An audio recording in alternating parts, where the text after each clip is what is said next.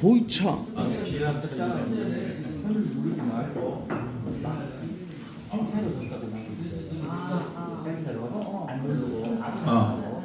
이거 보이차예요?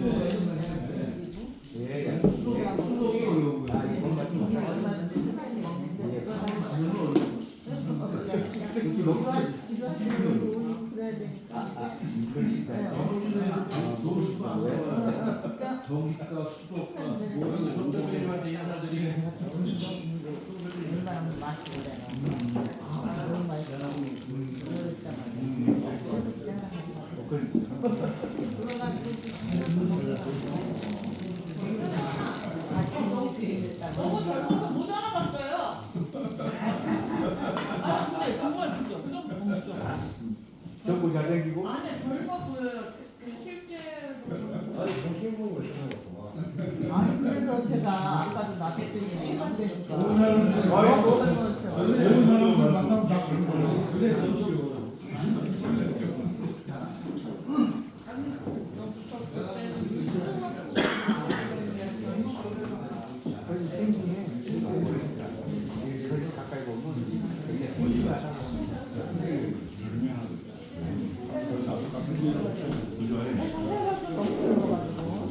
천년 됐다 가니까 먹어봐야 돼. 빈자리고 우리 송 대표님이 찍어줘야지.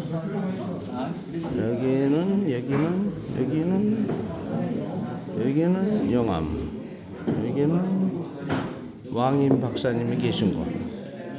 근데 왜 이리 옛날 집들이 많죠 여기야? 요 근련에 다 지은 아 새로 지은 거군요. 여기하고 무슨 왕임 박사님하고 관련이 있는 건가요? 여기 바로 이 옆에가 왕인 박사님 묘지. 아, 이 옆에요? 관광객들이 많이 오니까 이 옛날 집들을 한옥을 많이 지었구만요, 여기. 이제 여기는 이제 전라남도에서 한 거고 원래 여기가 구림마을이라고. 네, 구림마을. 예. 비둘기 구자 스프림자인데 왕인 박사를 버렸어요. 나가지고 버렸는데 비둘기가 보호해준 거예요. 그래서 구림마을이라고 하는데 여기가 백제 때부터 조성된 마을인데 저게 있어요. 한옥, 오래된 한옥. 그다음에 일본으로 가는 데가 상대포라는 데서 떠났어. 여기 앞에 이제 상대포가 있고 그 왕임 왕임 박사 천축보 출발. 뭐 그런 거 있지 않아요? 그런 책 있죠? 벚꽃. 오 천축. 그런 책 있죠. 예. 그건 이제 해초. 스님 해초가 교수란 거고. 아, 그 사람하고 왕임 박사하고 관련 없어요? 아닌가요? 여기 이제 송 대표님께서 이른 새벽에 오셔가지고 좋은 말씀을 해주시기 위해서 오셨는데 많은 분들이 참석이 계십니다. 이 보이차가 천년된 보이차인데 한번 먹어보겠습니다.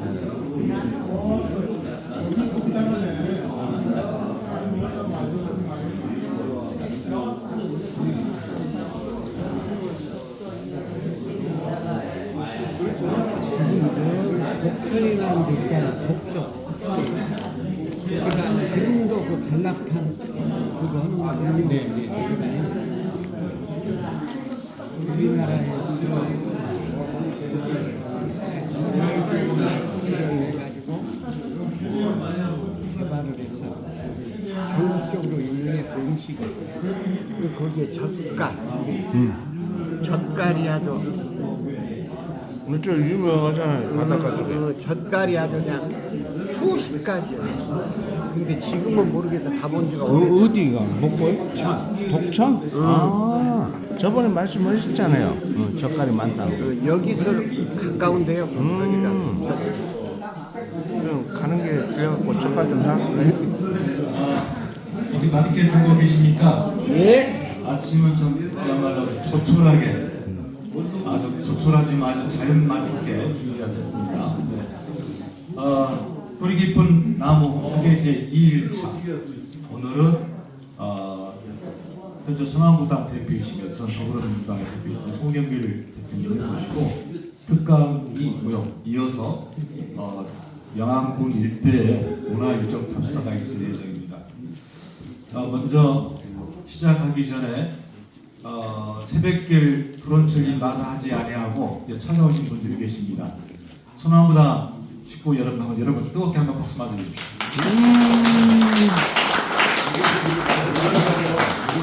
일어나보시면 감사합니다.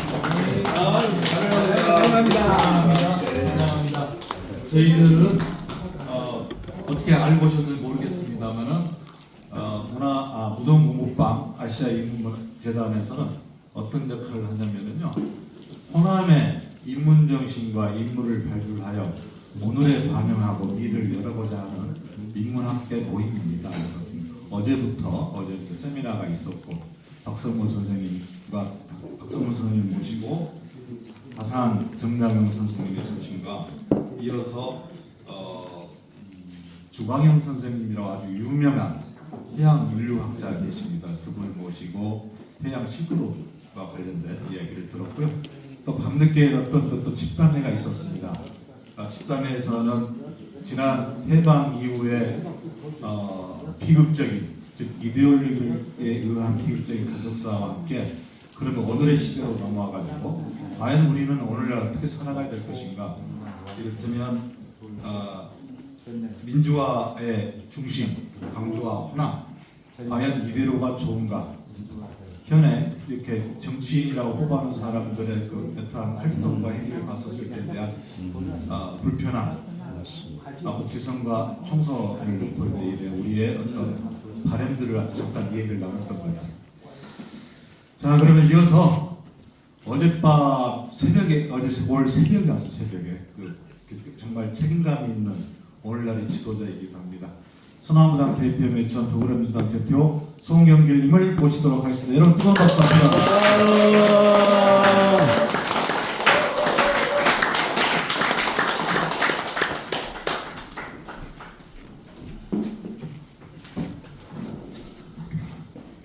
어제 못 와서 죄송합니다. 어제 일정이 제가 비서도 없고 막 일정 체크를 혼자 하다 보니까 착각을 했습니다. 우리 조한규 존경하는 대표님의 소개로 모임을 알게 돼서 귀하신 여러분들 뵙게 돼서 반갑습니다. 저에 대해서 뭐 보신 분도 있고 아시도 있겠습니다만 잠깐 제 소개를 드리면, 저는 63년 3월 21일 날 태어났는데 전남 고흥에서 여산송 씨 집안의 사남 이녀의 넷째 아들로 태어났습니다. 어머니는 광산김 씨인데 할머니도 광산김 씨였어요. 할머니는 태백산맥의 외성댁이었고 우리 어머니는 벌교의 회정떡이어서 우리 아버지를 회정양반 맨날 들었던 기억이 납니다. 근데 어머니가 할머니 두 분이 다 광산김 씨다 보니까 제가 정치를 하게 된 것 같습니다. 여산송 씨는 좀 정치머리가 약한데 저희 어머니가 벌교에서 여수 사건을 겪었기 때문에 저한테 어렸을 때 똑똑한 오빠 삼촌들이 전부 빨갱이로 몰려 죽더라. 영길이 너는 학생운동 노동운동 하더라도 좀 사법시험을 합격해서 변호사 자격이라도 가지고 해야 네가 안 죽을 수가 있다. 이렇게 조언을 했던 기억이 납니다. 그런 근대사의 상이 저희 어머니 어린 소녀 때도 이제 가슴이 박혔던 것 같고요. 어머니가 제 손을 잡고 충정사에 가서 김덕영 장군 사당에 가서 무조건 전해라고 해서 외할아버지다 그래가지고 광산김 씨 충장군 김덕영 장군을 이제 보게 됐고, 나중에 정충신 장군을 또 공부를 하게 돼서 충장로 금남로가 이 김덕영과 정충신 장군의 호에서 나온 거구나 이것도 나중에 알게 됐습니다. 그 충장로 금남로가 DJ까지 연결되고 또 우리 세대까지 넘어온 게 아닌가 생각이 들고요. 저는 그 어렸을 때도 왜 그런지 모르지만 외교관이 되고 싶다는 생각을 막연하게 했습니다. 중3 때 박성준 선생님이 북성중학교 선생님도 오셨고 광주대학교 선생님도 오셨는데 제가 북성중 갈 때는 그때는 없었습니다. 대동부에 가 계셨고 그래서 이낙연, 신계룡, 백이선, 백이훈 이런 사람들이 다 북성중학교 선배 지금 김동철, 한전 사장도 다 북성중학교 출신들이었습니다. 이제 북성중학교 때 역사 시험을 봤는데 삼국통일의 의의를 그래서 제가 영토의 축소에다 답을 쳤더니 틀렸다고 해가지고 4번이 답이더라고요. 3번이 영토의 축소였는데 4번이 단일 민족 문화의 형성 이게 이제 정답이어서 제가 역사 선생님한테 이 3번도 답으로 해주세요라고 막 항의했던 기억이 나는데 왜 중학교 때부터 그런 생각을 하게 됐는지 그 막연하게 이 삼국시대의 그 잃어버린 만주 땅이 마음이 아파서 제가 국회의원 되기 전인가요? 한번 지금 훈춘이 그가 8년성이라고 발해 때 동경이었습니다. 훈춘이 발해 시대 때. 그래서 8년성이라는 성터가 그때 왕국의 터가 논바다 가운데 있더라고요. 가보니까 조그만한 표지석으로 8년성 터라고 써있더라고요. 그거를 제가 연변대 사업과 교수님의 안내를 받아서 무릎으로 찾아서 같이 그 8년성 그 터에 그 정말 500년 도읍지 필마로 도와서 그런 시가 연상될 정도의 그 풀만 무성한 주춧돌만 몇 개 나와 있고 거기 앉아서 평양 소주로 같이 연변대 그 교수님과 보름달이 뜨는데 그래서 술을 마시면서 발해의 꿈을 논의했던 기억이 납니다. 그래서 저는 본질적으로 우리 호남의 그런 DNA를 저도 타고난 게 아닌가 그 민족에 대한 그 열정이 컸던 것 같아요. 저는 학생 노동할 때는 주사파는 아니었고 NL 쪽은 아니었습니다만 오히려 저는 노회찬 의원님과 함께 그 인천 지역 민주노동자연맹 소위 인민노연이라고 하는 데서 같이 활동을 했습니다. 그러다가 이제 91년도에 동국권이 무너진 걸 보고 내가 직접 한번 현장을 보고 싶어서 배낭을 메고 한 달 동안 제가 그 체코, 헝가리, 폴란드, 모스크바로 페테르스부르크까지 돌아보고 와서 이제 제가 사법시험 공부해서 변호사가 됐는데 그리고 김대중 대통령 젊은 피 수련원 정책에 들어가서 지금까지 이제 정치를 하게 됐습니다. 정치를 하면서도 이 정치가 너무 힘든 거라 그 전에 저희가 학생운동 할 때는 우리 제야 이런 데서 김대중 대통령을 뭐 비판하기도 하고 뭐 IS 이런 걸 비판하면서 뭐 비판적 지지론 막 이런 걸 하고 있는데 실제 정치를 해보니까 DJ가 위대하다는 생각이 들었습니다. 이 아사리판에 이렇게 중간에 꺾이지 않고 끝까지 살아남으셔서 대통령이 되어주신 것만 해도 우리 역사에 너무 소중한 틈을 연 게 아닌가 생각이 들어서 많이 DJ를 더 이해를 하게 되고 저도 이제 나이 60이 돼서 정치를 해보니까 이해하게 되고 같은 논리로 이재명 대통령에 대해서도 저렇게 갓난 시골을 거쳐서 수많은 허사를 말리면서 대통령이 대중공만 해도 고맙다 이런 생각이 들게 됩니다. 근데 이제 이 간고한 정말 이 내란 사단이 겪고도 42%의 김문수의 지지를 보면서 아연실색이 했는데 사실 42%에 50%를 넘지 못하고 49% 7% 차 이준석 표랑 합하면 뭐 거의 별 차이가 없어져 버리는데 이런 정말 이의 토대가 뭘까? 이 대한민국을 지배하는 이 어마어마한 이 그게 일제 때의 그 강한 힘, 그다음에 이 분단과 이런 그 사람들이 그대로 쌓여서 침전돼 있고 그게 계속 발전되어 오고 있는 것이 아닌가. 양쪽이 다 마찬가지겠습니다. 우리 인천도 제가 인천시장을 하는데 인천이 이 딱 북과 저 해안 쪽으로 나눠지는데 해안에 있는 중부, 동부, 서구 이쪽 중동부 이런데 확실히 보수적입니다. 어떤 혹자 인천에 한 인사가 그러더라고요. 인천 상륙작전 때 미군 함포 사격 사정 거리 그 밖의 거리하고 나눠진다. 의식이 그 한포 사정거리에 들어있는 사람들 다 월미도의 지표표가 한 1m인가 주저앉았다 그러니까요. 하도 많이 폭탄이 포고 사격을 해가지고 그 강고한 그 힘에 대한 게 있었겠죠. 그럴 정도로 참 보수적인 동네였고 특히 황해도에서 이제 피난 오신 분들이 많이 인천에 정착을 해서 지금 인천시장 유종복 시장도 아버지가 황해도에서 피난 나오신 분입니다. 이런 분들이 이제 상당히 보수적인 사고가 강하고 근데 거기서 사실 호남 출신이 거기서 초중고도 안 나왔는데 인천에서 시장이 된다는 게 사실 처음 있는 일이고 국회의원도 제가 처음 했습니다. 민주당으로. 민주당이 아니라 호남 출신으로 저 이전에는 공천 받은 사람도 없었어요.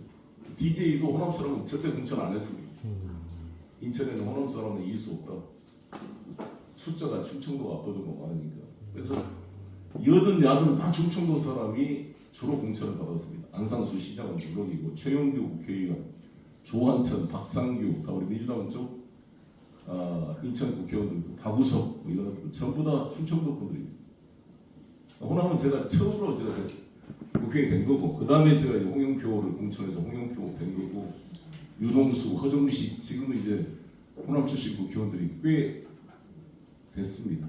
근데 저 때는 처음으로 그냥 됐는데 그것을 이겨내려고 제가 인천의 향토사를 공부를 해서 인천 출신 누구보다도 제가 인천 향토사, 인천의 현 통계 문체를 공부를 해서 알고 있었기 때문에 저를 호남이라고 좀 개척이가 멋쩍게 만들었어요. 그러니까 아는 만큼 보이고 아는 것이 힘이라는 생각으로 그리고 여러분 아시는 분 계실지 모르겠습니다만 지용택이라는 분이 한국노총 출신이고 상당히 그 지성이 있는 분이고 이분이 세월문화재단이라는 걸 만들어서 지금 아마 우리나라 민간단체에서 개간지로 황해문화를 창비 수준으로 지금 한 20년째 계속 넘게 내고 있는 유일한 단체일 것 같습니다. 지방에서. 그래서 세월문화재단은 광주에서도 그걸 벤치마킹하고 김태용 의원님이 뭐 해보려고 했는데 만들었다 없어졌죠. 아니 누리문화재단 있습니다. 지금. 그게 세월문화재단을 벤치마킹. 네, 벤치마킹 했습니다. 네. 그때 저도 기억이 납니다. 그래서 저의 그 멘토 역할을 해주고 계십니다. 지금까지 지용택 이사장님. 이분이 인천 토박이고 죽산 조보관과 함께 진보당에 활동을 하셨다가 경희대학교에서 4.19 때 하나갑 선배가 서울대 대표였고 경희대 대표로 이분이 활동해서 구속되었다 나온 이후에 이분은 노동계로 가서 한국노총에서 자동차연맹위원장으로 이제 하다가 전두환이 12.12 때 한국노총 사무총장이었습니다. 그래서 노동계 정화조치로 잘린 이후에 그 세월문화재단이라는 것을 인천에 만들어서 보수 진보를 통합시켜서 매번 좋은 일을 하십니다. 황해문화 개간지 발간은 물론이고 가곡 아리아의 밤, 세월문화 문예 창작 대회, 그다음에 세월 아침의 대화를 지금 거의 30-40년째 지금 하고 계신 것 같습니다. 매월 첫째 주 수요일 날 아침에 400-500명이 모여가지고 아침 강연을 하는데 우리 전남에서는 장성에서가 뭐 장성 강연이 오래돼도 유명이라 그러지만 훨씬 더 오래된 역사를 갖는 세월문화여서 여기는 뭐 여야 정치인들뿐만 아니라 뭐 보수 진보가 다 같이 어울려서 하고 있는 곳입니다. 그래서 그 지용택 선생님께서 저한테 항상 해준 말이 황해불기청탁 해불양수 이런 말을 많이 했습니다. 인천을 통합해야 삼국을 통일할 수가 있다. 송영길이 너는 인천에 살았다. 삼국이 모이는 것이고 백제신라가 당나라와의 통로를 얻기 위해서 한강유역을 장악하기 위해 치열하게 싸웠고 백제가 신라한테 여기를 뺏긴 바람에 당나라 외교의 통로를 신라가 주도함으로써 삼국통일에서 패배한 것이다. 백제가. 그래서 송영길이 너는 인천에서 꼭 꿈을 이뤄봐라. 이렇게 항상 저를 지금도 격려해 주시고 있습니다. 그래서 제가 인천에서 5선 국회의원 인천시장까지 하게 됐는데 다시 지난 옥중 출마를 이렇게 오게 됐습니다. 왜 송영길 이재명한테 계양구 지역구를 물려줬냐 이런 논란이 많습니다. 보수 유튜버들은 돈 받고 거래가 있었던 게 아니냐 별 여러 가지 이야기를 하고 있습니다만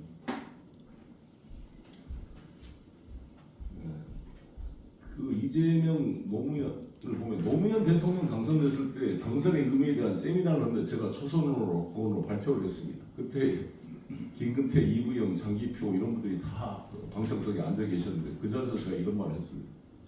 왜 여기 계신 서울 상대의 전설적인 운동권 선배 김근태 선배나 서울법대 전설 장기표, 뭐 이부영 이런 분들이 대통령이 안 되고 재정부 왜 부산 상고 나오시는 노무현 대통령이 됐습니까? 반성합시다. 서울대 운동권 엘리트 다 반성했대요. 그래서 신돌석을 생각합니다. 노무현 볼 때마다 이 의병장 출신들 중에 이 양반 출신들 의병장과 조선 왕조 대한 제국으로부터 아무런 자기도 받지 않고 국가 녹봉도 받은 적이 없는 이 노비와 정말 이 천대받던 사람들이 나라를 지키겠다고 총을 들고 일어섰는데 신돌석의 외로움이 생각이 납니다. 노무현을 보고. 그다음에 홍범도 장군 노비로 그냥 상포수로 아무런 대값이 싸우다가 가장 온몸을 맞춰 싸웠던 홍범도 장군. 그래서 이 신동성 홍범도가 그 노무현 이재명과 오버랩이 많이 되는 것 같습니다. 왜 소위 서울대 연대고대 잘 나가는 운동권 학생회장 출신의 엘리트들이 이 역사의 정면에 자기를 투여하지 못하고 이렇게 항상 빙글빙글 586, 386 그럽니다만 586, 386, 586 중에 누가 한번 자기가 대통령이 되겠다고 이 역사를 책임졌다고 제대로 싸워본 사람이 없습니다. 당 대표도 제가 처음 된 겁니다. 운동권 출신으로 원내대표는 우상호가 했고 했지만 당 대표는 제가 처음도 그 다음에 이번에 정청래 대표 두 번째 될 것 같습니다. 그만큼 다음이 참모, 비서 그래서 이런 비판이 있었습니다. 이 386, 586들이 다 주류에 붙어가지고 정동영에 붙었던, 손학규에 붙었던, 그때 노무현에 붙었던 해서 권력의 단물만 먹었지 진짜 자기가 중심이 돼서 한번 역사를 뚫고 가겠다는 기계와 포부와 호연지기를 키운 놈이 누가 있었냐. 다 어디 가서 뭐나 해먹고 그냥 장관이나 해먹고 이러다 끝난 거 아니냐 이런 비판이 있었다고 생각합니다. 그래서 저 같은 경우는 당연히 노무현, 문재인 다 이렇게 돕고 했지만 그쪽 특정 계보에 속했다. 그 이너서클에 들어가지 못했기 때문에 저도 굳이 그러려고 노력하지 않았고 그쪽도 저를 이너서클로 보지 않았기 때문에 항상 저는 견제되고 필요할 때는 저에게 도와달라고 했지만 도와줘도 지금까지 장관 한 번 못하고 오선호를 했지만 계속 견제되고 여기까지 온 게 아닌가 생각합니다. 문재인 정부 때도 왜 이렇게 나를 견제했는지 뭘 해볼 수가 없더라고요. 뭘 해보려면. 그래서 제가 이재명을 지지하게 된 것도 아니 이재명도 죽으라고 문재인 정부 만드는데 기여하고 했던 사람인데 그 경선했다고 왜 저렇게 배제를 시키고 그냥 하는가에 대한 동병상련이 있었고 저도 당대표 3번 이 돈봉투 사건이 나게 된 것도 사실 원인은 그겁니다. 노영민 비서실장이 아예 진미 파라곤이라는 여의도 앞에 오피스들의 사무실을 얻어놓고 총력으로 홍영표 선거운동을 했습니다. 그래서 그때 고민정, 윤건영, 청와대 출신 모든 의원들이 전부 홍영표 쪽으로 총력 질주를 막판에 하게 되니까 저를 도와줬던 사람은 인천 출신 윤관석 의원이랑 몇몇 의원들 몇 명 안 되는데 아마 이제 녹취록을 보니까 자기들끼리 비상이 걸린 것 같아요. 저는 질 거라고 상상을 안 하기 때문에 그런 거 아무 걱정 안 하고 열심히 나가 인터뷰하고 막 공식 일정 수행하고 있었는데 아마 제 사건이 되고 나서 쭉 사건 기록을 읽어보고 녹취록을 보니까 여기서 야 저쪽도 막 돈 뿌리고 있다는데 우리도 뭔가 해야 되지 않아? 네, 그래서 그러니까 돈 나올 때가 누가 있어? 그러니까 이정근이 강내구가 김영권이라는 사람을 찾아가서 돈을 달라고 했다는 거예요. 근데 김영권이 외부 사람이 아니라 강북대학교 81학번입니다. 강북대학교 학생회장을 했던 분인데 저하고 동기가 아니고 동기인데 그 친구는 강제 진입당했다가 복학해서 학생운동을 했기 때문에 우상호랑 같이 했어요. 임종석 이런 세대라고 87년도에 학생회장을 했고 저는 81년도에 강제 징집이 안 됐기 때문에 저는 84년도에 학생회장을 해서 저는 몰랐던 분인데 그분은 이제 정치를 포기하고 주유소를 한 6개를 운영하고 있고 현금도 많고 돈이 많아서 주위 동료 전대협 출신 국회의원들을 다 후원하던 그런 분이었어요. 그러니까 마음이 좋아서 항상 이게 후원해주고 그러니까 다 돈 없는 사람은 김영만한테 가서 돈 달라고 그러고 도와달라고 다 이렇게 부탁하던 그런 분이었습니다. 그리고 이정근하고 같은 서초동에 살았어요. 그리고 그 김영건이가 옛날에 유시민 의원 개혁신당 서초 지역구 위원장이었습니다. 그러니까 이제 그렇게 인연이 돼서 이정근하고 또 강내구도 또 서초에 살아가지고 이 세 사람이 같은 동네 살면서 어울리면서 계속 주고받고 해가지고 돈을 달라고 찾아왔다 그러더라고요. 김영건한테. 이정근 강내구 빨리 돈 좀 내놔라. 계속 시달리다가 애들한테 주면 애들이 다 자기 주머니에 들어갈 거라고 생각을 해서 송영길 보좌관한테 갖다 줬다라는 게 그 김영건의 진술입니다. 그런 상황이 된 거예요. 아무튼 뭐 지나간 일이지만 그리고 어제도 제가 증인 신문이 있었는데 이정근 씨가 나와가지고 저한테 아주 악의적인 진술을 다 하고 갔지만 제가 물어봤어요. 이 증인 이 송영길이가 피고인 송영길이 증인한테 이 돈봉투 이거 준비를 해라라고 뭐 돈을 주거나 누가 와서 돈을 줄 것이라고 말하거나 뭐 그런 등의 지시나 모의를 한 적이 있습니까? 그러니까 없습니다 그러더라고요. 실제로 그런 적이 없었으니까 그건 거짓말 안 하래요. 1심 때도 그렇게 제가 말했고 검찰 피신 조서 녹취록을 보더라도 제 음성이 하나도 안 들어있고 내가 뭘 송영길 후보가 뭘 이런 걸 해라 그러더라라고 지시를 했다 이런 말도 하나도 없어요. 그러니까 이분들이 도저히 이걸로는 나를 어떻게 할 수가 없으니까 별건으로 지금 먹고 사는 문제 연구소 싱크탱크를 이제 여기다가 집어넣어서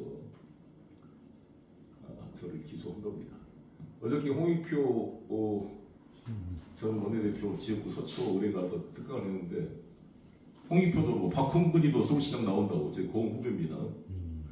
포럼 발족식을 한다고 다 나한테 연락이 와요. 다 지금 제가 하고 있는 싱크탱크 같은 거를 지금 서울시장 후보들이 다 만들고 있습니다. 내번에 발족식인데 형님 와서 꼭 축사 좀 해주라고 박홍근이 금방 메시지가 왔어요. 그러니까 지금 서울시장이나 소위 당대표나 대선 후보급들이 이런 싱크탱크 안 만든 사람이 누가 있습니까? 전부 다 만들죠. 그리고 선거 끝나면 다 없어져 버립니다. 떴다방처럼 선거 지고 나면. 근데 송영길은 15년 동안 유지된 이 싱크탱크인데 이거를 불법이라 그러면 대한민국 정치를 누가 하겠습니까? 박사님. 내가 그렇게 하소연을 했습니다. 그리고 불법 정치자금 수수로 유죄가 되면 받은 돈을 전부 추징하게 돼 있습니다. 법률적으로. 검사가 추징을 안 했어요. 판사가 물었습니다. 왜 추징 구형을 안 씁니까? 송영길 피고인이 돈을 쓴 것이 아니기 때문에 추징을 못한다. 구형 안 한다고. 그래서 판사가 황당해 했습니다. 그러니까 그게 모든 게 투명하게 입출금이 돼서 거기 전부 모두 거기 먹고 사는 문제 연구소에 임대료나 거기 박사들 급여 이런 걸로 다 나가는 게 투명하게 나와 있기 때문에 저도 거기에 돈을 계속 내고 최근에도 제가 100만 원씩 내고 있습니다. 지난번 출판기에 한 500만 원 돈 내고 총기에 제가 2천만 원 내고 그래서 나도 돈을 내고 있는 단체인데 내가 이 돈에서 내가 뭔 개인적으로 정책을 썼겠습니까? 라고 하소연했던 그런 겁니다. 그건 제 개인 문제고 그래서 이제 지금 앞으로 어떻게 될 거냐가 이제 주요 뭘 해야 되느냐라고 오늘 이제 저희 계신 분들에게 이제 상의를 드리면 저는 이제 1심에서 4가지로 기소가 됐습니다. 300만 원씩 6천만 원 상당의 돈 봉투를 20여 명의 국회의원에게 배포하는데 송영길이가 관여했다. 사전에 모의하고 그런 걸 암묵적으로 승인한 거 아니냐. 이게 1번. 두 번째는 한 650만 원 정도의 한 1인당 50만 원 정도 상당의 원외위원장들한테 차비 뭐 이런 거 하라고 줬다. 이게 두 번째. 세 번째는 먹고 사는 문제 연구소의 후원금. 네 번째는 후원금 중에 4천만 원이 여수 산업단지 소각장 확장 시설 청탁용으로 받은 돈이라 3자 뇌물죄다. 이렇게 네 가지가 기소됐는데 이 돈목도 2개는 무죄가 됐고 이 3자 뇌물죄는 그 판사님이 1심 판결에서 이거는 그냥 국회의원이 일반적 민원을 한번 알아봐 준 거에 불과한데 이게 무슨 3자 뇌물죄냐. 통상적인 일인데 저도 몰랐던 일이고 제 밑에 보좌관들이 그런 민원을 들어가지고 한번 알아봤답니다. 어떻게 되냐고 국토부에. 국토부에서 이 쓰레기 소각량이 충분치 않기 때문에 그 입증이 되지 않으면 증축 허가를 내줄 수 없다 이렇게 답변을 받았다는 게 전부인데 국토부 공무원들을 다 압수수색하고 조사했더라고요. 국토부 공무원 2명이 현장에 나와서 법정에 증언을 했는데 2분이 다 자기는 민원 처리 차원을 했다. 물어보길래 이렇게 절차가 된다를 좀 더 자세히 알려준 것에 불구하고 송영길 송차도 들어본 적이 없고 실제 허가를 안 내줬습니다. 그래가지고 이게 요건이 안 된다 그래요. 그래서 2년 3년 뒤에 윤석열 때 허가가 난 거예요. 근데 이게 무슨 이걸 3자 뇌물로 하면은 모든 정치인들이 자기 지역구 민원인들 뭐 알아봐 준 게 다 죄가 되면 정치가 되겠습니까? 이렇게 말도 안 되는 놈들이 이거를 기소를 한 겁니다. 그리고 노형욱 지금 광주에 이번에 국회의원 출마를 했던 노형욱 국토부 장관이 광주일보 출신이고 제 연세대학교 동기입니다. 제가 고등학교 때 알았어요. 나는 대동고고 걔는 일고였지만 또 대학에서 만나가지고 친해졌어요. 그 친구. 내하고 40년 친구예요. 근데 마침 제가 당대표 될 때 딱 국토부 장관이 됐습니다. 문재인 정부의 마지막. 그래서 그때 부동산 문제가 아주 심각해서 내가 노영욱이한테 맨날 와서 보고 좀 해라. 그러면 노영욱 대표가 직접 당대표실에 와서 지금 종부세 현황, 뭐 부동산 수요 공급인 현황들을 항상 저한테 보고하고 같이 부동산 대책을 상의를 했던데 판사님한테 제가 그랬죠. 그런 일이 있으면 내가 노영욱이한테 붙어가지고 알아보라고 그랬지. 이게 말이 됩니까? 노영욱이도 금시초문이라는 거고 국토부 공무원들도 장관실로부터 무슨 이 사건에 대해서 보고를 해라든지 바로 문의한 사실이 한 번도 없습니다라고 법정에서 증언을 했습니다. 그래서 그게 당연히 무죄가 됐고 이제 그 4개 중에 1개가 유죄가 돼서 1심에서 2년형을 선고했고 검사들이 저를 9년을 구형했습니다. 9년. 정말 지난 놈들인데 왜 10년을 하지 9년 했냐 내가. 그래서 지금 항소심에서 무죄를 주장하고 싸우고 있고요. 그래서 만약에 이제 무죄가 저는 될 거라고 생각하고 싸우고 있지만 뭐 단언할 수는 없으니까요. 최선을 다해서 그래서 아마 12월 3일 날 내일 아닌 날 또 회식 재편을 하더라고요. 12월 3일 날 우리 쪽 증인 신문 이제 합니다. 그거 하면 결심을 그 다음 주 정도 12월 한 15일 정도 결심 공판, 최후 진술, 구형 이게 있을 것 같습니다. 그러고 나면 한 달 뒤에 한 1월 달에 항소심 판결이 나올 것 같습니다. 한 2월은 사법부 인사가 있기 때문에 아마 1월 중에 판결이 불가피하지 않을까 싶습니다. 그래서 1월 중으로 저는 판결이 날 걸로 기대하고 일단 판결이 잘 나온다면 대통령부터 만나 뵙고 상의를 하고 그다음에 정청래 대표를 만나서 민주당과 통합합시다.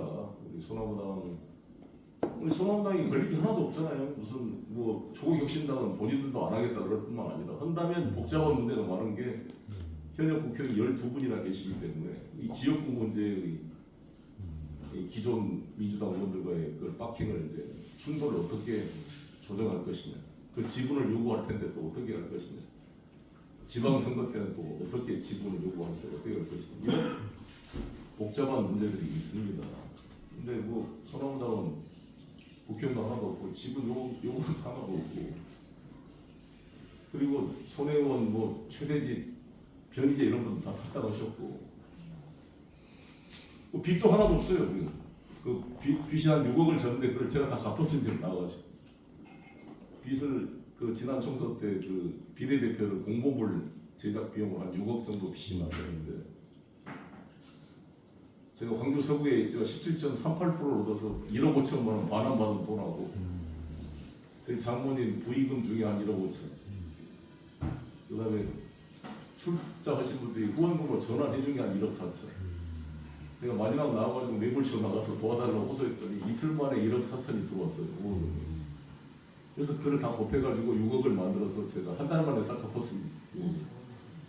그리고 지금은 오히려 한 5천만 원 정도 우리 당내 기금이 지금 뭐 적지만 모여져 있습니다. 우리 당원들이 지금 12,000명쯤 되는데 한 달에 들어온 수익이 한 2,000에서 2,400만 원 정도가 들어옵니다.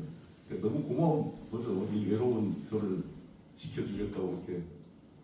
그래서 한 달에 한 2,400이 들어오니까 지금 여의도 중앙보훈회관 6층에 사무실 얻어서 그 임대료가 한 300밖에 안 돼요. 한 300만 원 내고 당직자 3, 4명 한 300만 원 뭐 돈을 많이 줄 수 없으니까 그렇게 주고 뭐 전화 사무총장은 돈 하나도 안 가져가고 오히려 저도 돈을 내고 있으니까 이렇게 버티고 있습니다.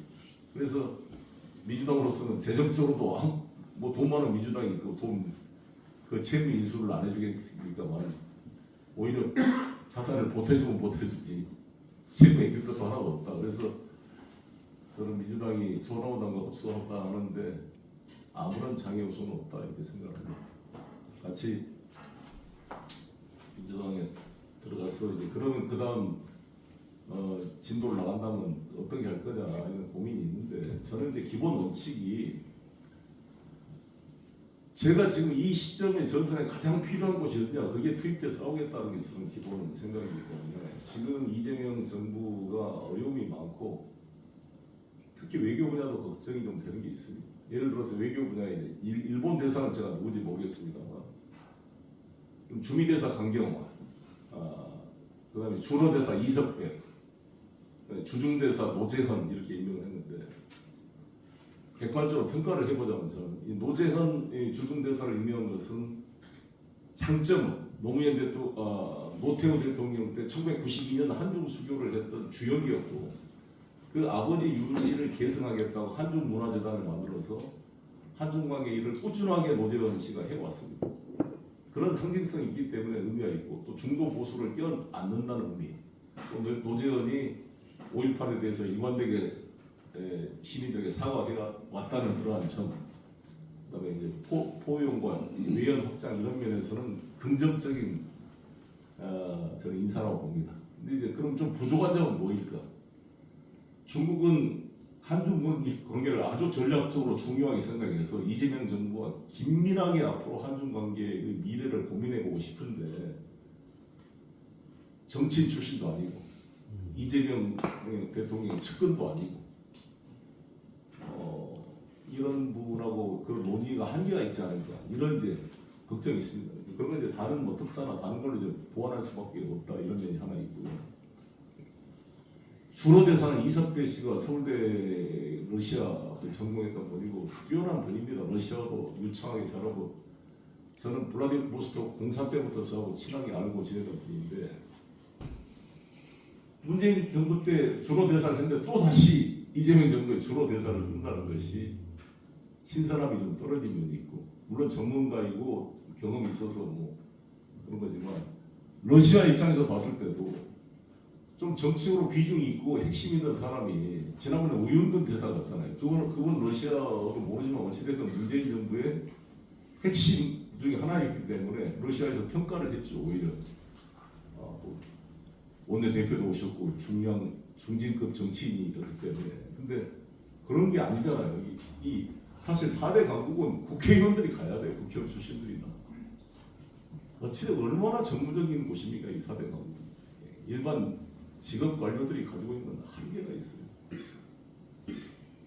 그래서 제가 주 러시아 에피소드를 한번 유튜브에도 이야기했습니다만 제가 문재인 대통령 때 러시아 특사로 임명을 받아 국회의원 2명 정재 의원과 지금 박주민 의원을 데리고 크레물린으로 갔는데 그때는 특사들을 다 그 나라 대통령들이 만나뒀습니다. 딱 4명은 다. 그래서 러시아 특사는 송영길, 중국 특사는 이해찬, 일본 특사는 문희상, 미국 특사는 홍석현 중앙부회장 4명을 그때 문재인 대통령이 지명해서 다 중량감 있는 사람들이었습니다. 그렇게 보냈기 때문에 네 사람을 다 그때 대통령이 다 만나줬어요. 트럼프가 홍석현 특사를 만나줬고, 아베 신조가 문희상 만나줬고, 시진핑이 이해찬 특사를 만나줬고, 푸틴이 송영길을 만나줬습니다. 넷이 다 만나는데 만나는 자세가 다 틀렸어요. 홍석현은 트럼프 대통령이 백악관 오발 오피스에 지가 앉아있고 옆에 세워놓고 사진을 찍었습니다. 홍석현 세워놓고 비서처럼. 아베는 지금 높은 의자에 앉고 문희상 특사가 낮은 의자에 앉혀놓고 내려다보게 또 사진을 찍었습니다. 이해찬 대표는 시진핑이 가운데 앉고 옆자리에 이해찬 특사를 앉혀놓고 사진을 찍었습니다. 유일하게 러시아만 푸틴과 나하고 정면으로 정상회담 하듯이 이 타원형 원탁에 앉아가지고 맨날 그 테레비에 나오면 트럼프가 정상회담할 때 만나면 크렘린 안에 그 타원형 원탁이 있습니다. 거기에 정상회담과 동일한 포맷으로 같이 마주보게 앉고 양옆에 배석자를 4명씩 쫙 해놓고 45분 동안 토론을 저랑 같이 했습니다. 그래서 그때 러시아 언론에 대한민국 특사를 맞이하는 미국과 러시아의 차이 그래가지고 이게 신문에 SNS에 러시아에서 완전히 인기를 끌었던 기억이 납니다. 근데 이제 그때 갈 때 크렘린에서 제가 딱 모스크바 내니까 박노벽 대사였습니다. 박노벽 대사가 나한테 와가지고 특사님 큰일 났습니다. 뭐가 큰일 났습니까? 크렘린에서 특사님만 들어오고 정재호, 박주민 두 국회의원은 들어올 수 없답니다. 그래서 내가 그게 여기까지 비행기 타고 왔는데 국회의원들이 거기 못 들어가서 사진도 못 찍고 어떻게 되는 거냐. 아무튼 안 된다고 크렘린 연락이 와서 제가 이제 이타르타스 통신 사장 출신이 이제 러시아 연방 상원의원 이그나텐코인데 그 친구가 유대계입니다. 근데 저하고 친해져가지고 그 친구한테 제가 부탁을 했어요. 이 두 국회의원 푸틴하고 만나 사진이라도 찍게 해주지 않으면 내 체면이 말이 아니다. 알았다 그러더니 내고를 해서 그게 허용이 됐어요. 그래가지고 푸틴을 만났는데 이 확실히 왜 제가 이 이야기를 하냐면 정치인 출신이어야 돌파를 한다는 겁니다. 이 외교관 출신들은 앉아가지고 자기가 아그레만 받고 나서 푸틴을 본 건 처음이랍니다. 강병기 대사가 한 1년 이상 근무를 했는데 크렘린에 들어와 보면 아그레만 받을 때 딱 한 번 들어보고 저 때문에 특사님 덕분에 푸틴 얼굴을 보게 됐습니다. 좋아하더라고 대사도. 대사가 옆에 앉혀있고 그런데 이런 직업 대사들이 어떻게 푸틴한테 이렇게 말을 걸고 할 수 있겠어요? 나는 푸틴한테 딱 대놓고 뭐라 그러냐면 푸틴 대통령이 한반도 문제 일관되게 군사적 선택은 안 되고 대화를 통해 평화적으로 해결해야 된다는 원칙을 견지해 준 거에 대해서 고맙게 생각한다. 그런데 문제는 지금 김정은을 직접 만난 사람이 하나도 없습니다. 물론 뭐 트럼프하고 지금 김정은이가 뭐 핵단추가 나는 큰 게 있다, 작은 게 있다, 서로 막 말폭탄을 쏟아붓고 있는데 아니 인류의 핵전쟁이 날지도 모르는 이런 중요한 순간에 왜 북한의 지도자를 페이스 투 페이스로 직접 만난 사람이 하나도 없느냐. 시진핑도 외면하고 당신도 안 만나고 있지 않느냐. 왜? 그때 김정일이 사망한 게 2011년도입니다. 그때 김정은이가 집권하고 나서 2017년인가 그때 됐으니까요. 다 김정은을 예로 보고 무시하고 시진핑도 급이 안 된다. 장성택 정부 숙청 이후에 기분이 나빠가지고 중국에서 완전히 김정은을 외면하고 있을 때였습니다. 김정은으로서는 정말 외로운 상태죠. 아무도 푸틴 중국이나 러시아도 자기를 취급을 안 해주는 그런 상황에 죽으라고 핵 개발을 해서 지금 트럼프가 맞짱 뜨겠다고. 트럼프가 그래서 나중에 북미 정상회담 하자. 그러니까 그때 시진핑이 만나준 겁니다. 김정은이 처음으로. 그래서 제가 그때 푸틴한테 대통령께서라도 먼저 직접 김정은을 만나서 김정은의 진정한 의도가 무엇인지 확인을 좀 해서 중재를 해 주십시오. 내가 그랬거든요. 그랬더니 막 옆에 박노벽 대사가 내 무릎을 막 만지면서 겁이 나가지고 감히 짜루한테 그렇게 막 들이대냐는 식의 말을 좀 자제해라는 취지인 것 같아요. 옆에 국가안보 보좌관 러시아 쪽 인상이 막 찌그러져서 이 한국의 특사한 놈이 감히 짜루한테 뭐 이래라 저래라 한다고 해서 야 나도 내가 이런 말도 못하려고 내가 비행기표 우리 펀다에 내가 여기까지 왔다냐. 나도 정치인이고 쟤도 저 양반도 정치인인데 하고 싶은 이야기 하겠다 해서 아예 라브로프 외교부 장관을 특사로 보내시고 그랬어요. 내가 북한에다. 그건 좀 약간 오버로 볼 수 있죠. 근데 푸틴이 나를 보더니 내 말에 이가 있다고 그러더라고요. 진짜로 보냈습니다. 그 뒤로 특사를. 그러니까 이런 게 외교다. 이걸 직업 외교관들은 상상할 수가 없는 일이었죠. 그렇게 외교를 그다음에 이제 미국은 강경화 장관을 하셨는데 트럼프 일기 때 문재인 정부 때 장관을 했기 때문에 트럼프 쪽에서 별로 어떤 문재인 정부에 대한 인식이 좋지가 않은데 과연 얼마나 이제 강경화 장관이 뚫어갈 수 있을까에 대한 걱정이 있습니다. 물론 또 그동안의 인맥이나 장점은 또 가지고 계신 분이고 그래서 제가 봤을 때 4대 강국의 대사의 기능도 상당히 좀 걱정되는 부분들이 있습니다. 그리고 외교부 장관도 지금 조현 장관이 되셨는데 이분이 전라북도 분이고 제 연세대학교 선배님이시고 훌륭한 분인데 말씀드린 대로 직업 외교관 출신들의 외교부 장관이 가지고 있는 장점과 단점이 있습니다. 그리고 저거나 저는 안타까운 게 김대중, 노무현, 문재인, 이재명 정부 4번 정부 이르기까지 국회의원 출신이 외교부 장관 돼본 적이 한 번도 없어요.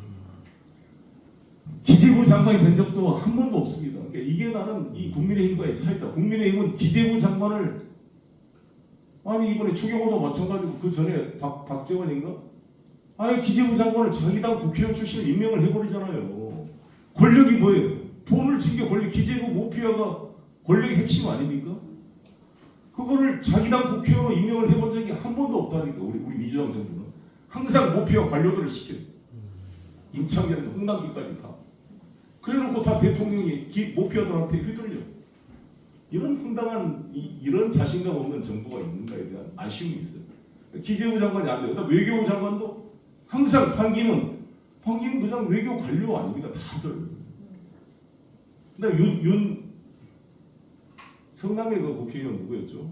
그 이낙연 지지했던 네이버 출신도 우리 윤 모시는 떨어진 양반 윤영찬 씨 형 윤영관 이분도 노무현 대통령이 외교부 장관 임명했던 사람 아닌가?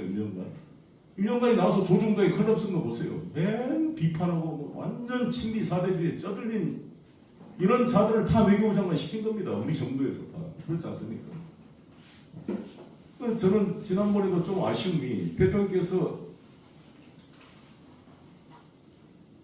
EMD라는 말을 썼어요. Exchange, Normalization, Denuclearization으로 EMD로 하자. 그래서 대통령이 말씀하신 EMD는 뒤에 방점이 있는 게 아니라 일단 프리징, 핵을 동결시켜서 비핵화는 장기 과제로 분리해서 익스텐디하고 노멀라이제이션을 핵 동결과 같이 결합해서 한번 남북 관계를 정상화해보자라는 것이 방점이 있었다고 생각이 드는데 그 다음에 그래서 거기에 바로 김정은이가 비핵화는 있을 수 없는 거다라고 이제 강력한 반발을 또 성명을 발표를 했는데 그 다음에가 바로 한미일 삼국 외교부 장관이 모여서 CVI들을 확인했다 이렇게 또 완전한 비핵화에 합의했다 발표를 했습니다. 그래서 이게 지금 메시지가 맞는 메시지인가에 대한 의문이 있죠. 근데 이제 정동영 통일장관께서 이제 또 여기는 좀 너무 나가는 면이 있지 않는가, 두 개 국가론까지는 나가고 있는데 어찌됐든 그래서 이 메시지 관리를 잘 하고 중심을 잘 해야 될 텐데 그런 고민이 많습니다. 옆에서 제가 이재명 대통령 도와주고 싶은 게 많은데 이 조건이 이래서 못 하고 있는 거고. 그래서 저는 만약에 이게 풀린다면 가장 저한테 지금 필요한 게 러시아 특사로 가서 푸틴과 러시아 관계자를 좀 만나서 지금 남북 관계의 어떤 중재 역할부터 시작해서 한러 관계 복원, 북극 항로 문제, 상트페테르스부르크 현대자동차 바이백 옵션 연장 문제 같은 거 해야 될 일들이 많고 러시아와 또 사업하는 우리 분들의 여론이 엄청 많습니다. 지금. 이런 것들을 해결하는 역할부터 먼저 해줘야 될 게 아닌가라는 생각하고 있습니다. 그리고 저는 이제 이번 가장 중요한 게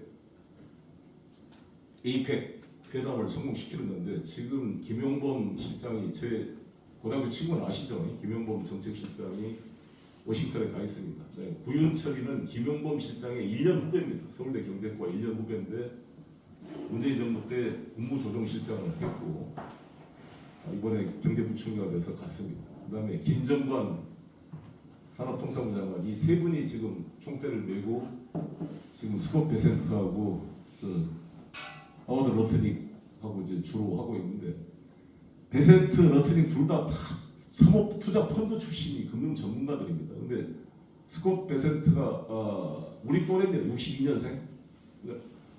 그리고 하워드가 한 살 더 많을 거예요. 러트닉 하워드가 61년생 한 살 더 많고 다 우리 같은 소위 38, 586 세대 또래들입니다. 근데 러트닉 하워드가 훨씬 트럼프랑 오랜 세월에 친한 관계였는데 둘이 치열하게 경쟁합니다. 베센트와 이 하워드와 사이가. 근데 베센트는 약간 우리한테 우호적인 발언을 했어요. 통화 수합도 가능하다 뭐 이런 식으로. 그래서 이 3,500달러 투자를 4년 내기가 아니라 10년 이상 장기 플랜을 하고 MOU를 해서 뭔가 좀 이거를 압력을 분산시키는 것이라든지 일부라도 통화 수합을 해준다든지 여러 가지 아마 협상안이 지금 논의되고 있는 것으로 보입니다. 제가 김용범 실장과 구윤철 부총리한테 온 국민이 성원하고 있다. 나도 기도하고 있다. 정말 지혜와 용기를 가지고 잘해달라고 제가 메시지 보냈더니 대표님이 격려해 주니까 힘이 납니다. 그렇게 연락이 왔더라고요. 아무튼 그 세 분이 잘 해주기를 바라는 마음이고 저는 협력이 가능할 수 있다고 보는 게 지금 시진핑이 한 10년 이상 준비해가지고 이번에 히토류에 대한 제재 조치를 발표를 했습니다. 이게 얼마나 강력한 거냐면 히토류의 매장량은 중국이 한 50% 정확히 전 기억이 안 납니다만 상당 매장이 되어 있는데 실제 이것을 재련을 해가지고 추출해서 이 순수 99%의 그러한 이 순도가 있는 레어 메테리얼, 소위 히토류를 뽑아내는 능력은 중국이 90%입니다. 90% 세계. 그러니까 오스트레일리아나 다른 나라에서 히토류를 추출하더라 히토류가 조금밖에 안 들어있으니까요. 그걸 걸러내고 걸르고 채를 걸르고 뭐 화학작용을 통해서 뭘 중화시켜서 빼내고 불순물을 걸러내서 이걸 순도 99%를 뽑아낸다는 게 엄청난 기술과 어마어마한 폐수와 방사능 폐기물이 나옵니다. 이거를 선진국에서는 이 엄청난 공해를 견딜 수가 없어요. 그 지역의 반발이. 다 포기할 때 중국은 그거를 감수하고 꾸준히 기술을 축적해 와서 이걸 무기로 쓰겠다고 전략적으로 준비를 해왔다고 봅니다. 드디어 이걸 칼을 뺏겨주고. 이게 미국이 속수무책인 게 이 서플라이 체인을 바꾸려면 3천억 달러 이상의 돈이 당장 필요하고 10년의 세월이 필요합니다. 이거를 다른 나라로 대체해서 한다. 뭐 아르헨티나나 뭐 다른 지역에 히토리 원석을 채취해가지고 그 한 1% 뭐 0.몇% 들어있는 히토리를 그 어마어마한 흙덩어리에서 추출해낸다는 게 보통 기술이겠습니까? 이게 불가능한 일이에요 지금 당장. 만약 이게 11월 8일 시행됩니다. 다음 달 8일. 이게 시행되면 미국의 재고량이 3개월밖에 없어요. F-35 비행기를 하나 만드는데 400kg의 히토리가 필요합니다. 그다음에 우리 핸드폰부터 모바일, 전기 자동차, 뭐 자율 자동차, 미사일 이런 게 모든 게 다 스톱되는 겁니다. 히토리가 안 들어가면. 히토리는 첨단 산업의 비타민이라는 비타민 결핍으로 다 쓰러지게 돼 있어요. 방위 산업이나 첨단 산업이. 핵심 중에 핵심을 딱 기다리다가 이번에 칼을 빼낸 겁니다. 미국이 굴복할 수 바로 100% 완성했다고 시진핑이 버틴다고 그러니까 그 다음날 야 내가 뭐 안 만난다는 게 아니고 뭐 중국을 해야 미칠 여력이 없다고 바로 트럼프가 양보를 해서 저는 이번에 만날 수밖에 없다. 한국에서 처음에는 뭐 안 온다 걱정도 했습니다만 저는 일관되게 유튜브에서 안 올 수가 없다. 둘이. 그리고 이제 베센트도 그랬고 트럼프도 제가 시진핑이가 저렇게 전 세계를 상대로 저는 무도한 조치를 했으니까 동맹국이 연합하자 이런 말 하니까 우리 조중동 사설에조차 이제야 동맹 찾냐라고 다 코웃음을 치고 내로남불을 지적을 했습니다. 자기들은 동맹국들을 이렇게 핍박하더니 이제 중국이 그러니까 우리 동맹국을 연합하자 이렇게 말을 하고 있습니다. 그러니까 저는 불가피하게 우리 한국과 타협할 수밖에 없는 여건이 조성됐다. 오히려 시진핑의 공격으로. 그렇지 않겠습니까? 아니 한국이라도 자기 편을 들도록 해야 되겠죠. 그래서 저는 이 상황을 유리하게 활용을 해야 된다고 생각이 들고요. 그 다음에 우리도 히토리도 마찬가지잖아요. 그러니까 우리가 중국과의 우리 관계가 매우 중요하기 때문에 그래서 이재명 대통령이 이제 이번에 한중 정상회담을 잘해서 한한령도 좀 폐기하고 새로운 레버리지로 한중 관계를 만들어내야 된다라고 생각합니다. 이걸 가지고 동아일보 누구 어저께 클람인가 대기자가 이런 사람이 이럴수록 미국 편에 서야 된다고 그런 좀 황당한 소리를 맡고 있던데 그러니까 뿌리 깊은 친미 사대비에 빠진 사람들은 할 수가 없어요. 그래서 국민왕의 고민이 생각됩니다. 국민왕이 찍고 나서 소위 몽고의 기황과 그 일파들 기철을 비롯한 친원파들 원나라의 그 제국의 힘을 믿고 부정부패와 완패짓을 하던 그 수많은 친원파 기시 일파들이 얼마나 쌍성총괄부의 힘을 믿고 고려 조정을 농락했습니까? 정말 본민왕이 이를 갈고 있다가 한꺼번에 기철 일파를 전부 목을 잘라 죽이고 쌍성총괄부를 폐쇄시키고 이 고려의 자주권을 회복하기 위해 이렇게 싸웠습니다. 본민왕이 한 22년 집권했을 겁니다. 신돈이라는 사람을 승려를 등용해서 토지 개혁을 위해서 싸우다가 기득권에 몰려 결국 저는 암살돼 죽은 거 아닙니까 본민왕이. 그러니까 이제 조선 왕조에서 신돈을 완전히 요승으로 저는 매도한 면이 있다고 봅니다. 근데 아무튼 그 공민왕의 그 고민과 그 이 친원파들을 척결하고 고려의 자주성을 만들기 뛰었던 것을 상기를 해보게 되고요. 북한의 주체 사상과 자주성은 미국에 대한 것도 있지만 기본적으로 소련 중국에 대한 자주성이었습니다. 그래서 주체 사상이 미국을 상대로 아니 일본과의 항일 투쟁에서 만들어진 게 아니라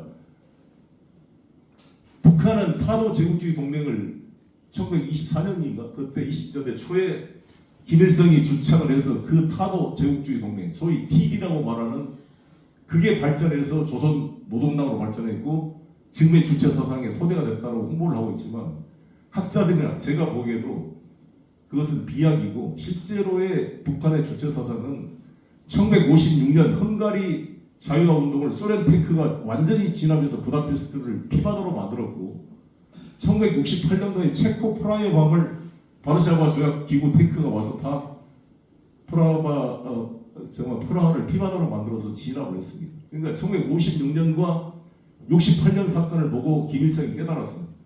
소련이나 바르샤바 조약 기구 탱크가 언제든지 평양에 들어와서 자기도 말에 안 들으면 제거하고 할 수 있다라는 그러한 위기의식을 느꼈기 때문에 소련파들 숙청하고 연합파들 숙청하고 중국군 전부 철수해라고 해서 중국군들 다 철수시켰고 58년도에 그러면서 주체 사상을 만들었다고 봅니다. 그래서 중소 분쟁 과정에서 휘둘리지 않는다.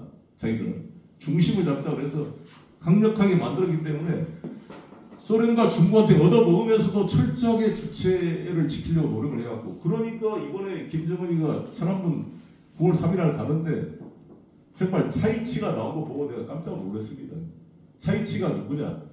지금 7명의 중국 공산당 서열 중에 1등이 시진핑, 2등이 리창 총리입니다. 3등이 짜올러지가 전인대 의장이죠. 그다음에 네 번째가 왕훈이 이 사람이 1대1로를 철학적으로 만들어서 시진핑한테 이 정책으로 제시한 사람이 이 책사입니다. 이게 왕훈이. 다섯 번째가 차이치, 책이라고 함으로 되어 있는 차이치 이 친구이 저장성 당성이 때 핵심. 그래서 저장성 시자준이라고 합니다. 이 친구가 가장 아마 신뢰하는 시진핑의 오른팔입니다. 이 차이치가. 그다음 여섯 번째가 딩쉐상이라고 이거 판공청 주임하는 마지막에 리씨. 그래서 7명의 지금 중국 공산당 지도부가 있는데 다섯 번째 이 차이치가 북경역으로 이 김정은을 마중 나온 거잖아요. 왕이 외교부장이 차이치를 수행해서 따라왔고 그때 북경시장이 따라와서 3명의 주요 인사가 북경역에 마중 나갔습니다.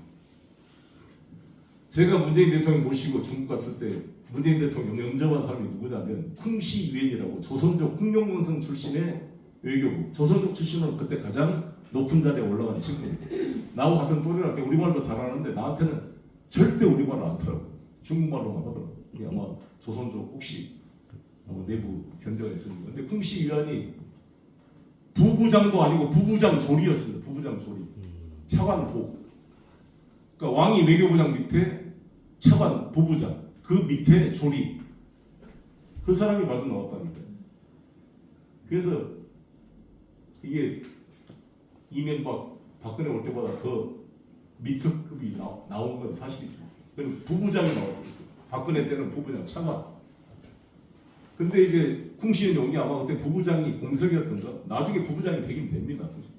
그래서 약간 대리, 부부장 대리급 정도 된다 그러잖아요. 뭐 그건 어찌됐든 간에요. 아무튼 부부장, 차관급들을 내보내는데 지금 김정은이가 오면 차관급도 아니고 장관급도 아니고 장관급 위에 있는 7명 상무위원 중에 35번째가 나와서 만난 거잖아요.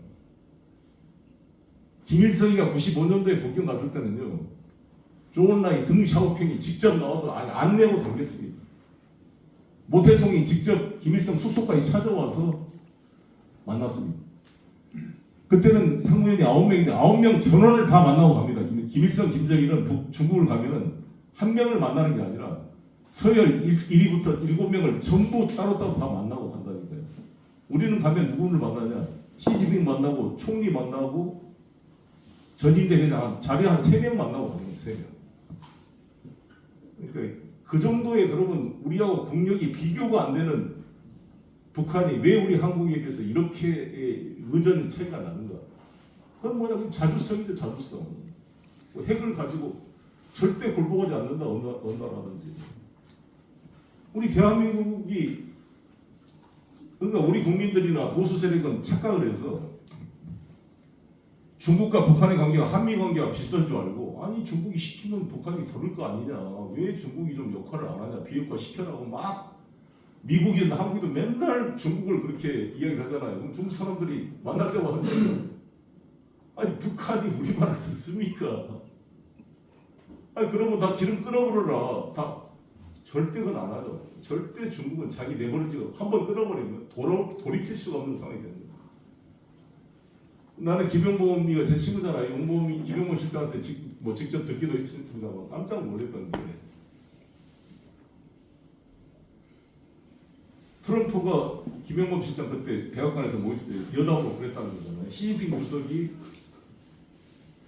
한반도하고 51번이나 군사적 충돌을 했다는 거예요. 51번. 그래서 한반도가 간단한 나라가 아닙니다. 그걸 2번이나 이야기했답니다. 시진핑이. 그러니까 시진핑이 왜 그만을 했겠습니까? 트럼프가 시 주석이 좀 중국, 북한 좀 통제해서 영향력을 발휘해 주시라고 이야기하니까 아마 시진핑 주석이 그에 대한 변명으로 트럼프 대통령이 북한은 절대 우리 말을 시킨 대로 듣는 나라가 아닙니다. 과거 역사를 보더라도 51번이나 군사적 충돌을 벌였던 간단한 나라가 아닙니다. 이렇게 말했던 거죠. 그 말은 스스로 동북공정을 부정한 말이라고 봅니다. 왜? 고구려가 자기 나라 지방 정권이 아니고 우리 정권이었으니까 우리하고 싸운 거잖아요. 주로 고구려하고 많이 싸웠잖아요. 당나라는 그때 로마 제국보다 뛰어나고 국력이 강한 세계 최강의 나라였습니다. 당나라 시대 때는 6세기, 5세기, 7세기 그러잖아요. 그 당나라 군대를 몇 번을 싸워 물리친 위대한 나라잖아요. 고구려가. 정말 당나라가, 당태종이 다시는 고구려를 침략하지 마라 유언을 남겨. 수나라도 그래서 망해버린 거잖아요. 고구려한테 패배하고. 수나라, 당나라를 그냥 패배시킨 정말 그 고구려의 기사가 정말 세계사적인 일이라고 저는 생각하거든요. 그런 나라라는 것을 강조를 한 거죠. 간단치가 않는다는 겁니다. 그러니까 우리 대한민국이 배워야 될 게, 노무현 대통령도 말씀하시고 이재명 대통령도 이번에 자주국방 이야기를 한 것은 너무 잘한 일이고, 박정희 대통령도 그걸 자주국방을 추진했다는 것이고, 그래서 이번 기회에 정말 전시작전을 해소하고 우리 국가의 자주적 권리를 확보하는 계기로 삼아야 된다 생각합니다. 그래서 정말 중요한 시기인데, 이 시기에 정말 우리가 해야 될 일은, 저는 이재명 대통령 개인에 대한 호불호도 다 사람들마다 있을 거고 우리 국민들 뭐 보수적인 분들 비판하고 있을 수도 있는데, 이 나라의 중심이 무너져 버리면 우리 국가가 형편없는 취급을 받게 돼 있습니다. 지금 유럽이 지금 트럼프 대통령이 영국 총리를 우습게 알고 그냥 갖고 놀잖아요. 다들 이 유럽의 지도자를 애들처럼 가지고 놀잖아요. 이 트럼프 대통령이. 이 한심한 유럽, 정말 이 드골이 보면 정말 땅을 칠 것 같아요. 드골이, 제가 드골 공부를 지금 계속 하고 있는데, 드골이 왜 프랑스 핵 개발을 하고 나토에 탈퇴를 했습니까? 절대 우리 나토에 종속되지 않겠다. 프랑스는 자주적인 프랑스의 그런 주권을 만들기 위해서 엄청 노력을 하고 핵 개발을 영국과 미국이 아예 유엔 결의안으로 이 핵 개발 금지를 선언하고 프랑스를 경제적으로도 다 압력을 넣는데 그걸 뚫고 1960년도에 핵 개발에 성공했죠. 그래서 제가 직접 드골이 했던 핵 개발 연구소가 가보고 꼴롱베라고 그 드골 고향 묘소까지 가서 제가 참배를 해왔습니다. 드골 재단이 파리에 있는데 드골 재단 이사장도 제가 만나서 상의를 해봤는데 그 드골이나 독일의 아데나워 같은 이런 그 지도자들이 안 보이고 그나마 저는 메르켈 총리가 그래도 현명한 지도자다고 보는데 메르켈을 완전히 푸틴의 간첩으로 지금 몰아버리고 러시아와 협력을 통해서 독일 경제를 부흥시키고 유럽을 부흥시키려는 계획이 다 파쇄됨에 따라 러시아와 유럽의 협력이 적대적 관계로 변하면서 러시아의 풍부한 값싼 기름이나 가스 공급이 다 차단되고 엄청난 에너지 비용이 승상해서 독일이 2년째 마이너스 성장을 하고 있고 프랑스는 지금 부채 의존에 빠져 있고 지도력 위기로 지금 뭐 총리가 바로 바뀌었다 막 맨날 데모하고 있고 유럽 전체가 지금 무너져 내려가고 있다고 외교적으로 경제적으로. 일본 같은 데는 완전히 리더십이 붕괴돼서 5,500억 달러를 백지 수표를 해도 뭐 좋다고 뭐가 문제인지도 모르고 이제 이재명 대통령이 버티니까 한국은 아니네 그러고 지금 반성의 분위기가 일본에 일어나고 있다고 합니다. 일본의 정치력은 정말 어린애 수준으로 떨어져 있는 것이고요. 그래서 우리 공산국가 러시아와 북한 이걸 빼놓고는 우리가 어마어마하게 중요한 지금 위치에 와 있다 이런 생각이 듭니다. 그래서 우리가 이재명 정부를 반드시 성공시켜서 이 기회에 문재인 시대의 그런 과오를 최소화시키고 다음 정권 재창출로 이어가는데 중심 역할을 해야 되지 않을까 생각하고 저는 그 과정에 우리 호남의 정신, 호남의 의로운 정신이 정말 그동안 노무현, 문재인, 이재명 정권을 탄생시킨 주역이 됐는데 스스로도 자기 자주적 힘을 가지고 나라의 운명을 한번 돌파해 갈 수 있는 그런 시대를 만들기 위해서 노력을 하겠습니다. 감사합니다.